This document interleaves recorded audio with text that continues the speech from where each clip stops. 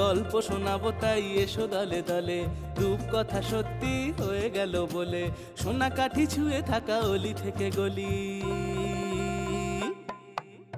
আমাদের আমাদের আমাদের ঠাকুমার ঝুলি,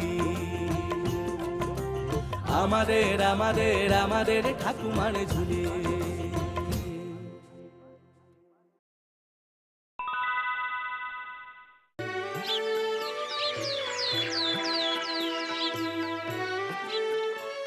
এক গ্রামে গবা নামে এক শিব ভক্ত চাষী ছিল।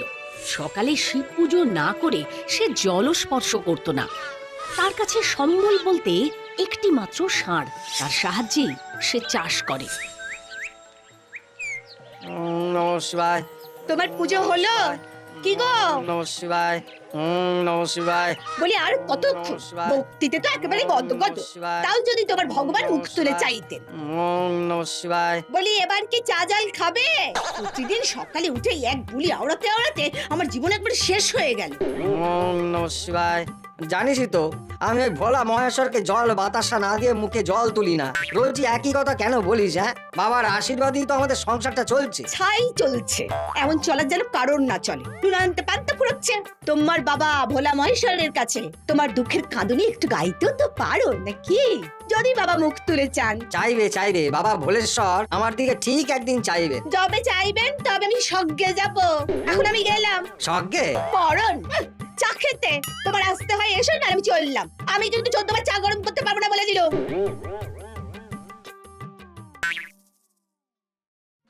ওরে আজ কিন্তু মাঠে সবটা চষে ফেলতে হবে, কেমন?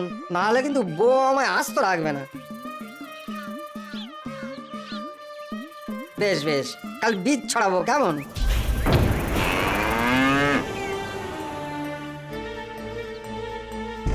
ওরে ওই দেখো শুয়ে পড়লি কেন? ওঠ, মাঠে যেতে হবে তো।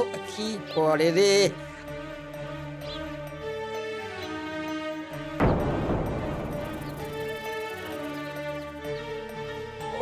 কি হলো রে? কি হলো রে তোর? চোখ খোল। ও বাবা ভোলে মহেশ্বর, এ কি হলো বাবা? তোমার বাহন যে তোমারই সাপের কামড়ে থরথরিয়ে পড়ে মরে গেল। হায় হায় বাবা মহেশ্বর, এ তুমি আমার কি পরীক্ষা নিচ্ছ বাবা? আমার বাড়িতে অভুক্ত গিন্নি, হাড় জিড়জিড়ে ছেলে, এখন আমি কি করে সংসার টানবো বাবা? আমি কি করে চাষ করব? কি করে ওদের মুখে অন্ন তুলে দেব? তুমি একটা কিছু ব্যবস্থা করো বাবা, একটা কিছু ব্যবস্থা করো। যতক্ষণ না তুমি আমার একটা ব্যবস্থা করছো আমি ততক্ষণ এইভাবে বসে থাকবে, এখান থেকে উঠবো না।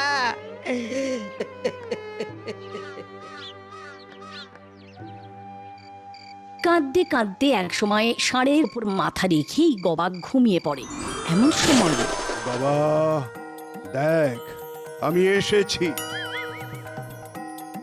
বাবা বাবা তুমি এসেছো? আমি আমি জানতাম তুমি আসবে। বল বল তোর কি চাই? বাবা বাবা তুমি তো সবই জানো।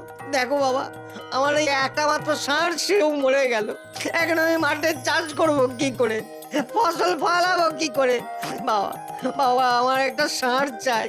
ভেবে দেখ, একবার বর দিতে এসেছি, চা বর চাওয়ার চেয়ে নে।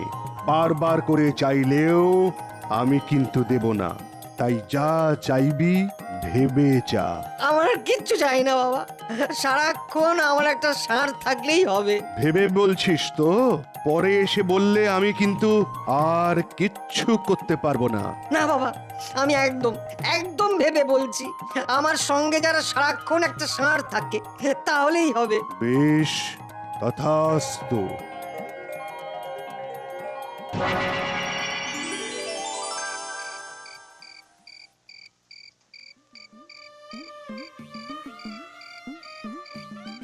আবাউ বউ, শুনছিস?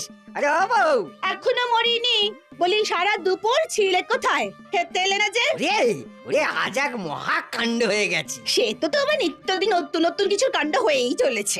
আজকের কাণ্ডটা কি শুনি? বাবা এসেছিল। কে বাবা? ভোলে বাবা, ওই দেখো আরে বাবা ভোলে মহেশ্বর।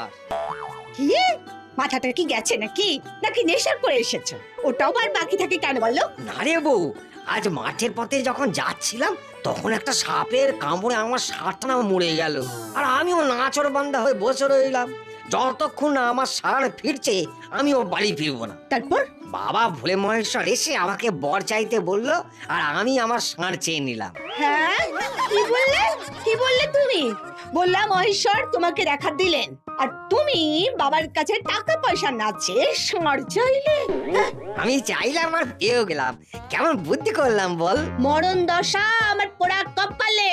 কোথায় টাকা পয়সা ধনরত্ন চেয়ে আমাকে সুখে রাজরানী করে রাখতে পারতে, তার না চেয়ে উনি একটা চেয়ে বসলেন ষাঁড়। হ্যাঁ তাই তো রে বউ, সত্যি বড় ভুল হয়ে গেল রে।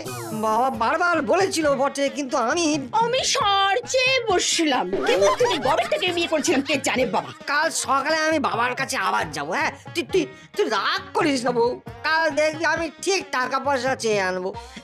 এখন কিছু খেতে দেবো বউ, বড় খিদে পেয়েছে।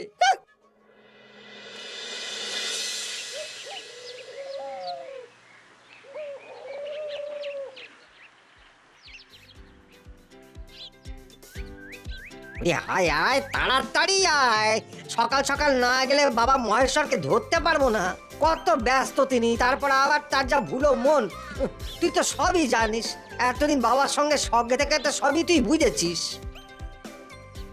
এর আগের দিন যেখানে বাবা মহেশ্বরের সঙ্গে দেখা হয়েছিল সেখানে পৌঁছে গবা হাত জোড় করে এক মনে বসে তাঁকে ডাকতে থাকে। জয় বাবা ভোলা মহেশ্বর, আর একবার দেখা দাও বাবা, আর একবার কথা দিচ্ছি, আর তোমায় বারবার ডেকে তোমার সময় নষ্ট করবো না বাবা, একবার দেখা দাও। আবার কি হলো? বাবা বাবা বড় ভুল হয়ে গেছে, আমি বুঝতে পারিনি। তুমি আমায় অন্য বর দাও বাবা। আমার বউ বলেছে তোমার বরে আমি ওকে রাজরানী করে রাখতে পারবো। তখনই বলেছিলাম যা চাওয়ার চেয়ে নে। এখন আমি আর কিছুই করতে পারবো না। তোর সারা জীবন একটা শাড়ি থাকবে। বুদ্ধি থাকলে ওই দিয়েই অনেক কিছু হয়। শিব আর তার বর ফিরিয়ে নেন না, ফলে গবাকে ওই এক ষাঁড় দিয়েই চাষ করে জীবন কাটাতে হয়, আর তার সঙ্গে বউয়ের গঞ্জনাও সহ্য করতে হয়। বাবা আরে জল বাতাস দে। এলেন রাজ্য জয় করে, খেটে খেটে আমার জীবন গেল।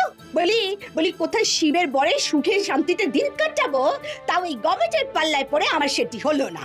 পাড়ার লোক শুনলো না ছি ছি করবে তোমার মন বুদ্ধির জন্য। গলাটা একেবারে শুকিয়ে কাঠ হয়ে গেছে বউ। ঘড়ায় জল আছে নিজে গড়িয়ে খাও। তোমার ঘরে তো আর চার চারটে দশই রাখো নেই। আমিও সারাদিন খাটি, পারলে নিজে নিয়ে খাবে, না পারলে খাবে না, ব্যাস।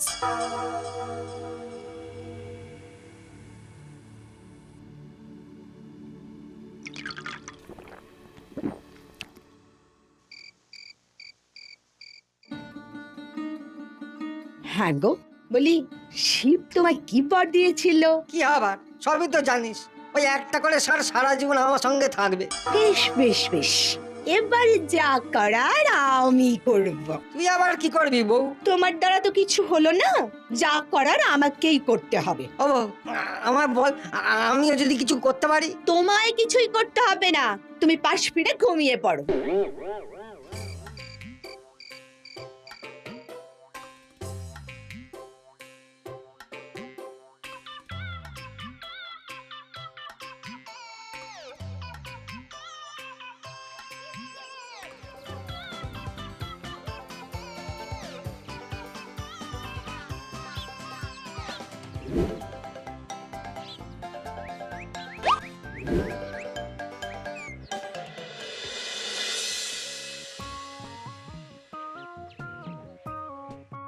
ও বউ, কোথায় গেলি রে?